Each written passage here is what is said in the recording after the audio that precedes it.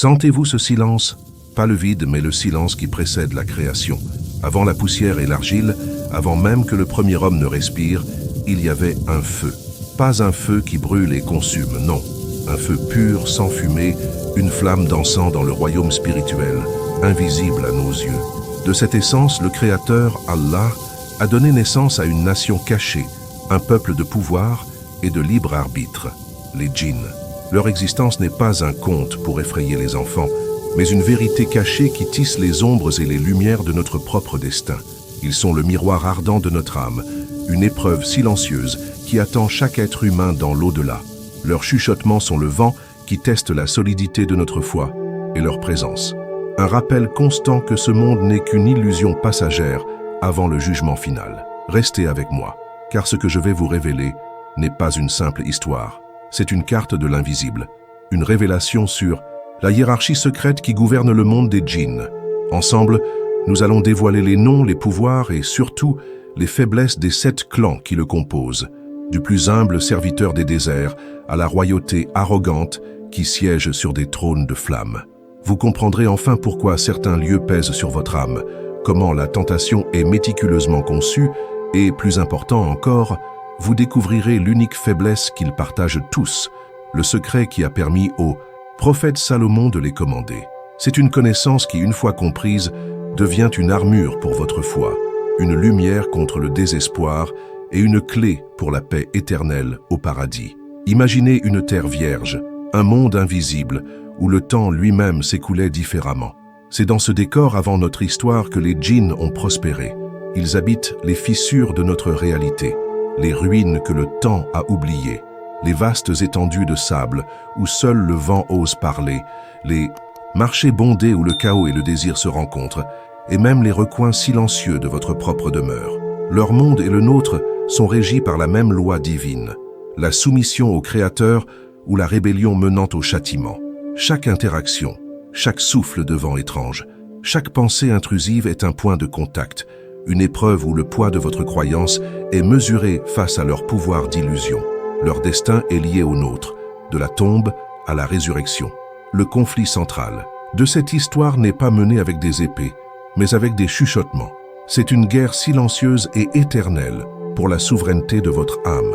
La véritable tension ne vient pas de leur force, mais de leur habileté à exploiter les fissures de votre cœur. L'arrogance qui vous fait croire que vous n'avez besoin de personne, la fierté qui vous empêche de demander le pardon et le doute qui empoisonne la source de votre foi. C'est une bataille intime, menée dans le silence de vos pensées, où chaque choix vous rapproche soit de la lumière de la miséricorde divine, soit des ombres du tourment. C'est une lutte contre la tromperie où votre seule arme est la vérité et votre seul bouclier, l'obéissance à Allah. Notre ascension dans cette hiérarchie secrète commence par le bas, avec les nations les plus communes, presque bestiales. Voici les djanns et les inns.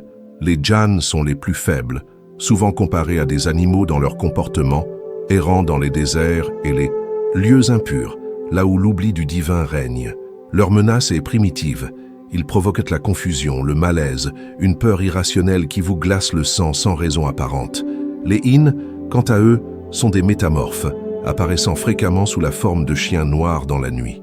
Leur faiblesse réside dans cette nature animale, facilement repoussée par la pureté, un cœur sincère et le simple rappel du nom d'Allah. Ici, nous comprenons que le monde invisible possède sa propre écologie, ses propres proies et prédateurs, où la foi est la seule véritable défense. À mesure que nous montons, la menace devient plus intelligente, plus personnelle. Nous rencontrons maintenant les architectes de la tentation, les ghouls et les scylla.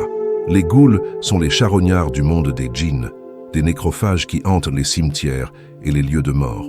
Ils excellent dans l'art de la métamorphose, prenant une apparence familière pour attirer les voyageurs solitaires vers leur perte, se nourrissant de leur chair et de leur désespoir, leur faiblesse et leur cupidité insatiable. Les scylla, en revanche, sont des esprits féminins d'une beauté surnaturelle, maîtresses de la séduction et de l'illusion. Elles ne cherchent pas à tuer, mais à drainer la force vitale et la volonté des hommes, les laissant vides et sans espoir. Leur pouvoir se brise face à la vérité et à un cœur qui recherche la pureté, prouvant que le péché naît souvent d'un mensonge. Au sommet de cette hiérarchie, Terrifiante se trouve la royauté du feu, les titans de ce royaume spirituel, les puissants Ifris, les orgueilleux Marides et les corrompus Shaitan. Les Ifrites sont des entités d'une force colossale, liées au pacte sombre et au pouvoir brut. Ils sont l'incarnation de la puissance terrestre, et leur faiblesse est leur incroyable arrogance. Ils sous-estiment systématiquement la puissance tranquille d'une foi sincère. Les Marides sont les plus fiers et les plus puissants, les véritables génies des légendes, capables de distordre la réalité et d'exaucer les vœux pour mieux emprisonner l'âme dans une cage de désir. Leur tourment est d'entendre le nom de leur créateur, Allah, qu'ils ne peuvent supporter. Enfin, les Shaitans, menés par Iblis lui-même, sont les ennemis jurés de l'humanité, dont la seule arme est le chuchotement direct au cœur, semant le doute et la désobéissance. Mais c'est ici, au sommet de leur puissance apparente, que la plus grande révélation nous attend. La virada morale, la vérité cachée qui renverse toute la structure de la peur, est la suivante. Le pouvoir des djinns est un simple reflet de notre propre état spirituel. La force brute d'un ifrit est impuissante face à un cœur rempli d'humilité.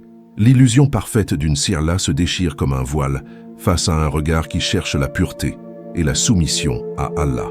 Le chuchotement incessant d'un shaitan devient un écho vide dans une âme qui est déjà remplie par le rappel constant de son créateur. Le plus grand mystère n'est pas leur force, mais leur faiblesse fondamentale. Ils n'ont aucun pouvoir sur une âme qui a trouvé refuge en Dieu. Cette sagesse ancienne n'est pas destinée à vous faire craindre les ombres, mais à vous pousser à allumer votre propre lumière intérieure. Chaque fois que vous ressentez la morsure de l'orgueil, que le poison du doute s'insinue dans votre croyance, ou que la paresse vous détourne de votre devoir, vous êtes engagé dans un dialogue silencieux avec ce monde invisible. L'application pratique est donc une vigilance constante de l'âme, une patience inébranlable face à l'épreuve. Les actes de dévotion, la simple mention du nom d'Allah, ne sont pas de simples rituels. Ce sont des actes de guerre spirituelle, des fortifications qui scellent les brèches de votre cœur contre la tromperie et renforcent votre lien avec la miséricorde divine, assurant votre paix jusqu'au jour du jugement. Si ce message résonne en vous et que vous sentez cet appel à fortifier votre âme contre ces influences invisibles, montrez-le. Commentez ici même de quelle ville ou de quel pays vous nous regardez, afin que nous puissions voir jusqu'où cette lumière et cet espoir se propagent à travers le monde. C'est un moyen de nous unir dans cette quête de vérité. Si ce sujet a déjà touché votre cœur, abonnez-vous maintenant et écrivez dans les commentaires « Je suis ici ». Votre présence est un témoignage, un signe que nous ne sommes pas seuls dans cette recherche de pardon et de paix.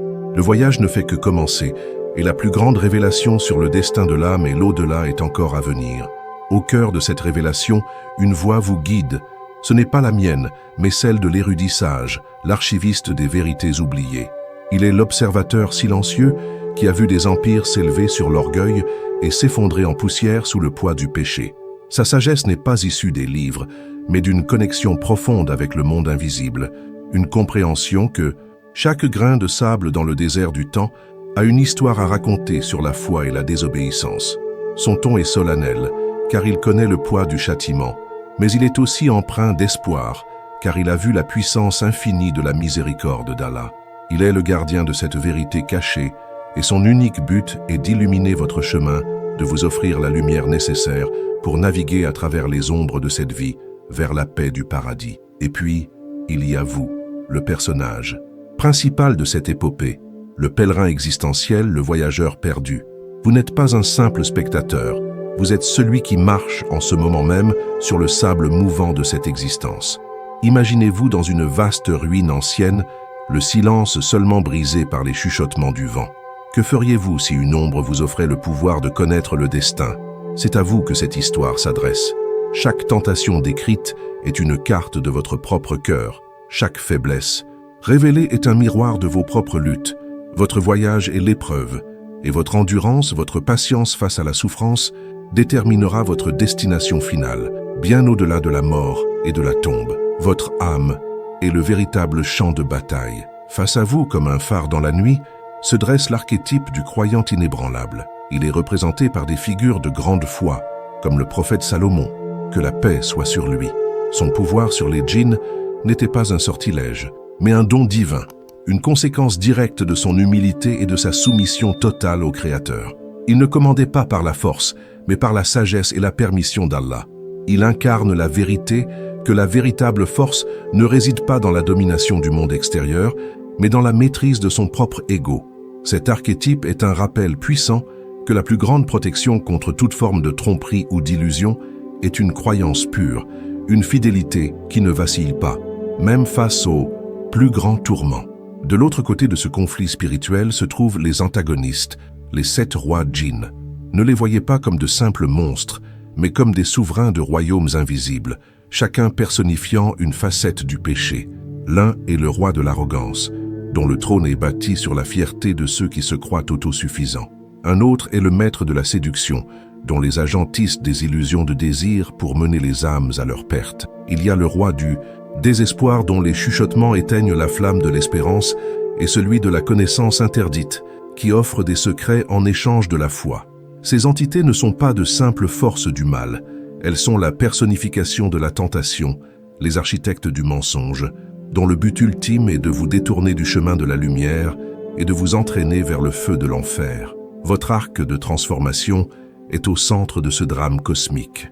Vous commencez en tant que voyageur perdu, vulnérable au mirage, une cible facile pour les chuchotements qui exploitent vos peurs et vos désirs. Mais à travers cette révélation, une graine de sagesse est plantée.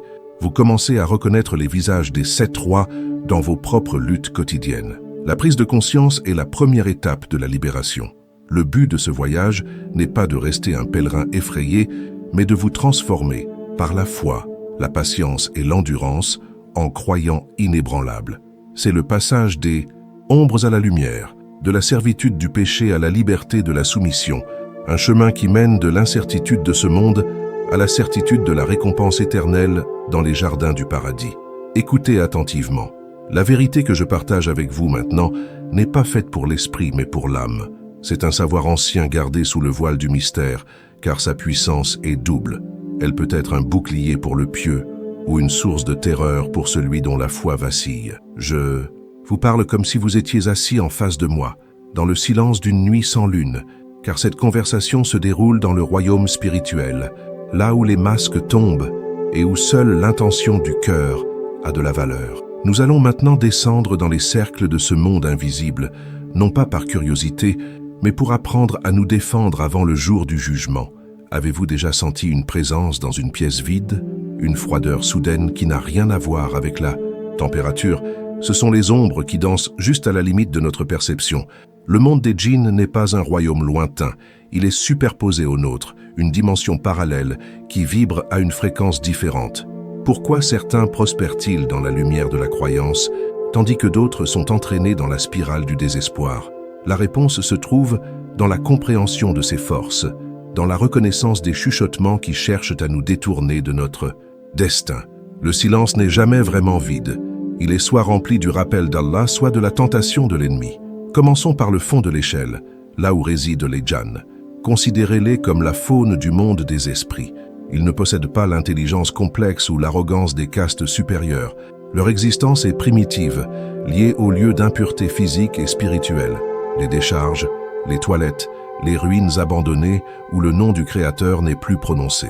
Leur présence engendre un sentiment de malaise, une peur primale qui n'a pas de nom, une souffrance vague qui pèse sur l'esprit.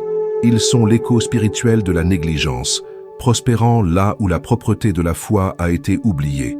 Un premier avertissement avant un plus grand tourment. Leur influence sur vous est subtile mais corrosive. Un djinn ne viendra pas vous parler de philosophie ou de péché.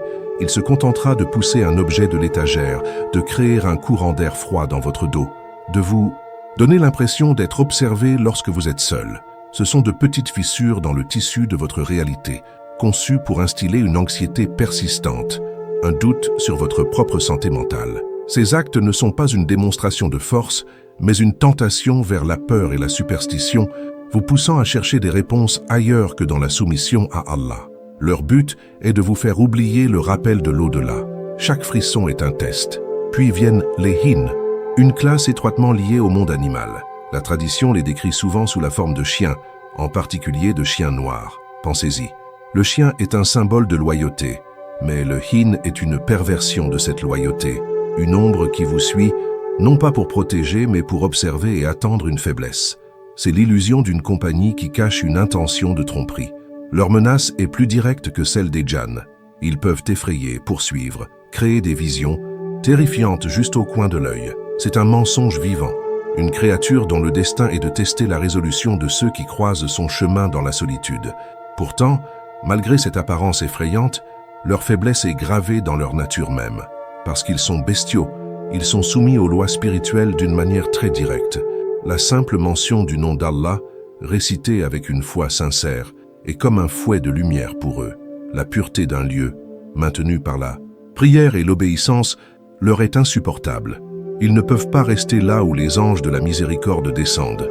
Leur pouvoir, basé sur la peur primitive, s'effondre face à la croyance organisée. C'est la première leçon. Face à l'invisible, la meilleure arme est la soumission visible à l'ordre divin. Maintenant, nous nous élevons vers un danger plus sophistiqué. Entrez dans le désert avec moi.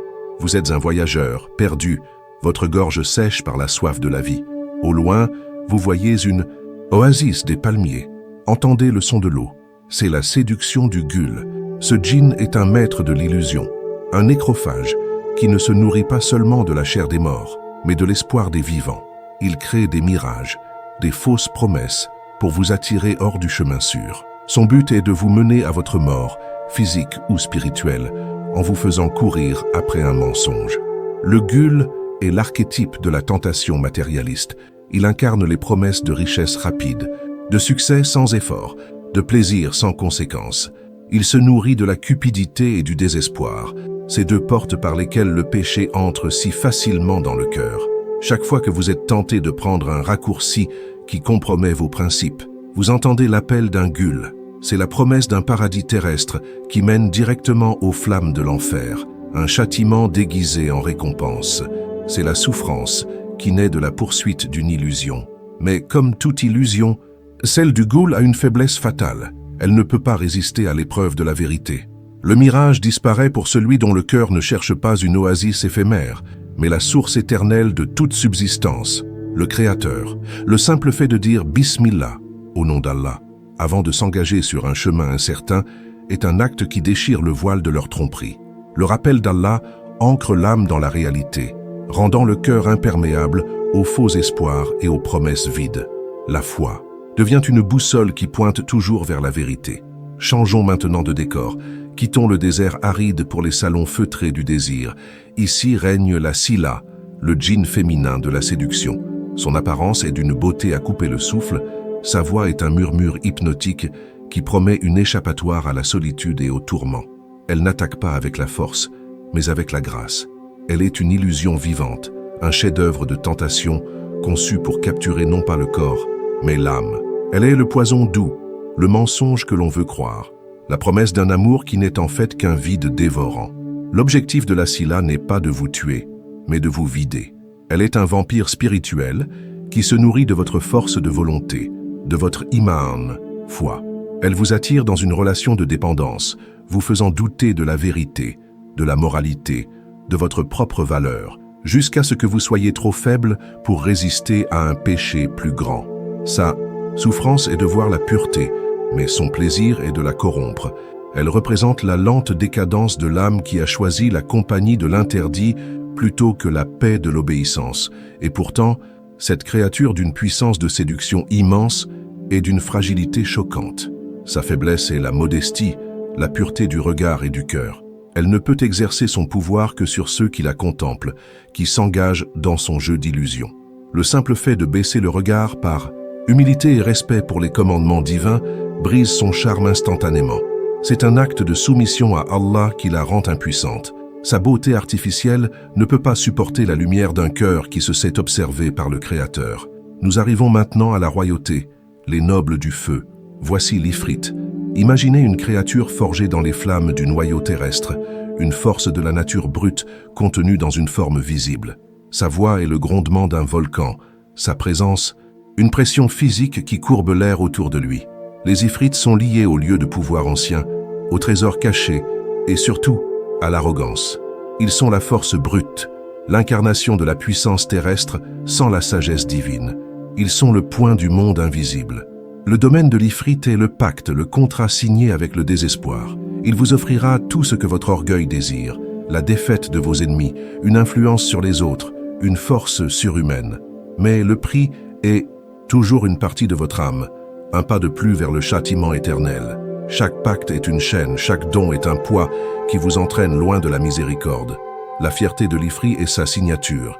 Il méprise la faiblesse humaine, mais il sous-estime toujours la force que confère une foi sincère, une humilité qui est à ses yeux le plus grand des défauts. Au-dessus de l'Ifrit se trouve le Marid. Si l'Ifrit est un guerrier, le Marid est un roi orgueilleux, un titan de l'océan cosmique.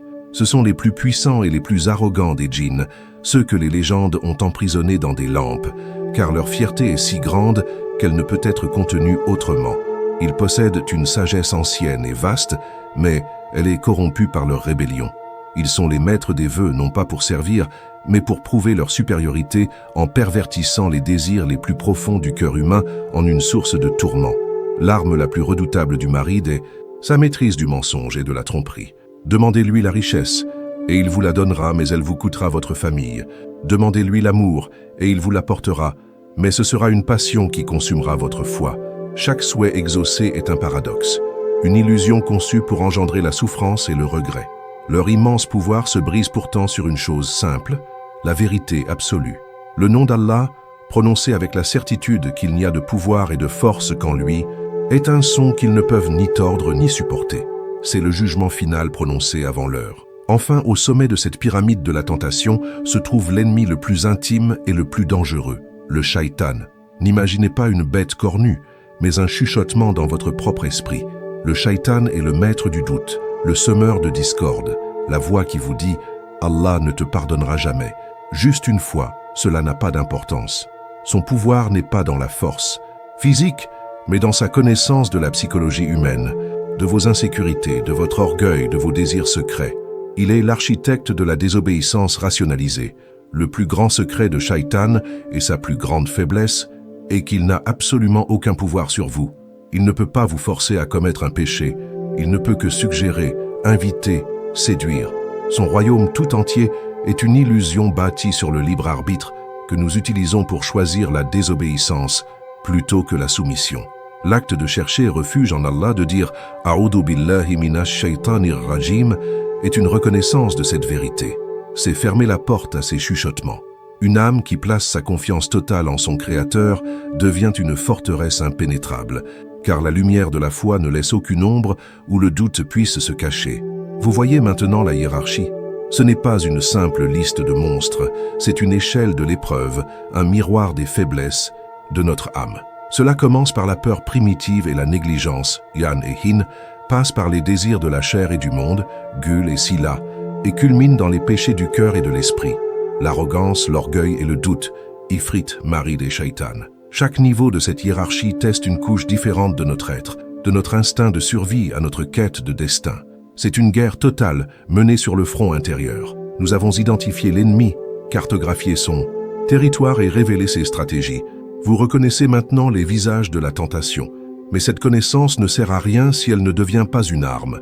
La question n'est plus « qui sont-ils ?»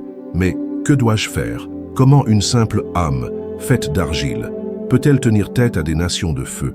La réponse se trouve dans un secret, un pouvoir que le prophète Salomon a utilisé, non pas pour détruire les djinns, mais pour les mettre au service d'un dessein divin. C'est cette révélation finale, cette sagesse pratique, que nous aborderons ensuite.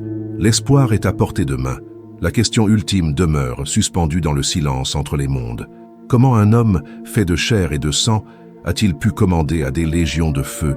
L'histoire du prophète Salomon n'est pas un conte de fées sur la magie, mais une leçon profonde sur la sagesse et la véritable nature du pouvoir. C'est un mystère qui a été voilé par des siècles de mythes, une vérité cachée attendant d'être redécouverte non pas par les chasseurs de trésors, mais par les chercheurs de vérité.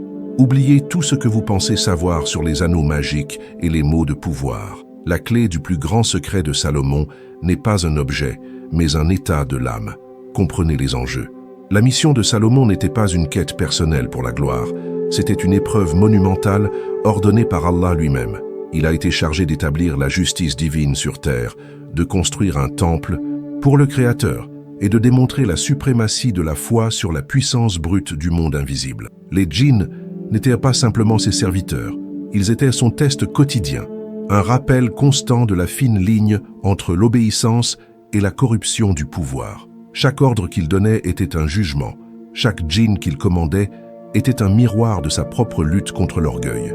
L'illusion la plus persistante est que le pouvoir de Salomon résidait dans son célèbre anneau. C'est une tromperie subtile, car elle place le pouvoir dans un objet externe, un talisman, quelque chose que l'on peut acquérir ou voler. C'est un mensonge réconfortant pour ceux qui cherchent des raccourcis vers la spiritualité. Mais la révélation que je vous offre aujourd'hui est bien plus profonde et bien plus accessible. Le véritable pouvoir n'était pas gravé sur l'anneau, il était gravé dans le cœur de Salomon. C'était un état d'être si profond, si absolu, que l'univers invisible lui-même n'avait d'autre choix que de se plier à sa volonté. Voici la grande virada morale, le cœur de la révélation, le secret suprême, le pouvoir absolu sur toute création rebelle et la soumission parfaite et inconditionnelle, en arabe, islam, à la volonté du Créateur. Ce n'est pas la connaissance de noms secrets ou de rituels, c'est la réalisation dans chaque fibre de son être que l'on n'a aucun pouvoir, aucune force, aucune volonté propre, et que tout pouvoir et toute volonté appartiennent uniquement à Allah. C'est un état d'humilité si total que l'ego est complètement effacé. Et c'est cet anéantissement de l'ego que l'orgueil fondamental des djinns ne peut ni comprendre ni combattre. Pourquoi est-ce si efficace? Parce que toute la structure du monde des djinns est basée sur l'ego, l'arrogance et la fierté. Un ifrit vous respecte par la peur, un marid par une démonstration de pouvoir supérieur. Le shaitan vous tente en flattant votre propre importance. Ils opèrent sur la monnaie du moi. Mais face à un être humain qui a totalement annihilé son moi devant Dieu, ils sont désemparés. Comment menacer quelqu'un qui ne craint que son Créateur? Comment tenter quelqu'un dont le seul désir est le pardon d'Allah? L'âme en état de soumission devient un miroir qui ne reflète que la majesté divine, une lumière aveuglante pour ces créatures de feu et d'ombre. L'anneau de Salomon n'était donc pas la source de son pouvoir, il était le symbole de son état intérieur, un rappel, constant pour lui-même et pour le monde invisible, de son pacte avec Allah. Chaque fois qu'il le regardait, il ne voyait pas un bijou, mais le reflet de sa propre servitude, de sa totale obéissance. L'anneau déclarait sans mots: « Ce n'est pas moi, Salomon, qui commande, mais c'est la justice divine qui agit à travers moi. » C'était la matérialisation de sa foi, un sceau de vérité qui authentifiait sa mission et rendait son commandement légitime aux yeux de toute la création. C'est là que réside la faiblesse ultime et universelle des 7 classes de djinns. Leur stratégie entière, des peurs primitives du djann aux chuchotements intellectuels du shaitan, est conçue pour s'accrocher à l'ego humain. Ils ont besoin de votre péché, de votre avidité, de votre fierté, de votre doute pour avoir une prise. Mais lorsque cet ego est volontairement et joyeusement rendu à son Créateur, leurs hameçons ne trouvent que le vide. Ils ne sont plus face à un homme ou une femme faillible, mais face à une forteresse spirituelle dont les murs sont la croyance et le gardien est Allah lui-même. Ne vous y trompez pas. Ce n'est pas seulement l'histoire d'un roi ancien, c'est votre histoire. C'est la carte de votre propre libération spirituelle. Le secret pour commander à vos propres démons intérieurs, pour faire taire les chuchotements du désespoir et de la tentation, est exactement le même. C'est le voyage spirituel qui consiste à passer de l'illusion du « je » à la vérité du « lui ». C'est l'alchimie de l'âme qui transforme l'humilité en pouvoir, la faiblesse reconnue en force véritable. C'est le moment où vous cessez d'être une victime des circonstances et devenez un soldat au service de la lumière et de l'espoir. Comment appliquer ce principe sublime dans le tumulte de la vie quotidienne? Commencez par les plus petites actions. Le simple fait de prononcer « Bismillah » au nom d'Allah avant de manger, de boire, d'entrer chez vous ou de commencer une tâche. Ce n'est pas une formule magique. C'est un acte conscient de soumission. C'est une déclaration qui dit « Je commence cet acte non par ma propre force, mais au nom de mon Créateur, et je lui en remets le résultat. » Cet acte simple transforme chaque instant de votre vie en un rappel, en une forteresse contre la désobéissance et une source de miséricorde. Ensuite, considérez la prière. Les 5 prières quotidiennes ne sont pas un fardeau, mais un entraînement essentiel pour l'âme. L'acte de placer votre front sur le sol est la plus puissante démonstration physique d'humilité qui soit. Dans cette prosternation, Vous déclarez la défaite de votre propre orgueil face à la grandeur du Créateur. C'est dans ce moment de vulnérabilité totale que l'âme est purifiée de l'arrogance et renforcée contre la fierté. La prière régulière est la discipline qui construit la citadelle intérieure dont Salomon était le maître, une citadelle de paix imprenable. Intégrez dans votre langage l'acte de chercher refuge. Lorsque vous sentez la colère monter, la tentation vous séduire ou le doute vous envahir, prononcez consciemment « A'udhu billahi minash shaitanir rajim ». Je cherche refuge en Allah contre Satan le banni. Ce n'est pas un signe de faiblesse, mais de la plus haute sagesse. C'est l'aveu honnête que vous ne pouvez pas gagner cette bataille seul. C'est l'acte de laisser tomber votre propre épée rouillée de fierté pour vous abriter derrière le bouclier impénétrable de votre Créateur. C'est la stratégie de Salomon, appliquée à vos propres chuchotements intérieurs. Alors, je vous pose la question directement, à vous qui m'écoutez. Lequel des 7 djinns murmure le plus fort dans votre vie en ce moment? Est-ce l'illusion de la Sila qui vous promet un amour éphémère? Est-ce l'arrogance de l'Ifrit qui vous fait mépriser les autres? Ou est-ce le doute constant du shaitan qui empoisonne votre foi? Identifiez l'ennemi, puis appliquez l'antidote. Répondez à la tromperie par le rappel, combattez l'orgueil par la prosternation et anéantissez le doute par la recherche de refuge. C'est le chemin actif vers le repentir et le pardon. Le voile entre les mondes est fin, mais vous n'êtes ni seul, ni sans défense. Cette sagesse ancienne est maintenant la vôtre, une lumière pour éclairer votre chemin. Si vous ressentez au plus profond de votre âme l'appel à fortifier votre esprit et à appliquer cette vérité, alors engagez-vous. Écrivez dans les commentaires « Je cherche la lumière », non pas pour moi, mais pour déclarer votre intention à l'univers et pour que nous puissions nous reconnaître et nous unir dans ce voyage. Abonnez-vous, car notre exploration du monde invisible ne fait que commencer. Nous avons révélé les 7 classes et le secret de leur commandement, mais nous n'avons pas parlé en détail de leur roi, ni des endroits sur cette terre où les voiles sont si fins que les mondes se touchent presque. Dans notre prochaine révélation, nous explorerons l'histoire de la reine de Saba, des armées de djinns qui ont construit le temple, et de la terrible épreuve qui fut cachée au cœur même du pouvoir de Salomon. Une épreuve qui a failli tout lui coûter. Le plus grand mystère n'est pas comment il a gagné son pouvoir, mais comment il a réussi à le garder. Sachez que votre lutte est noble et que votre patience sera récompensée.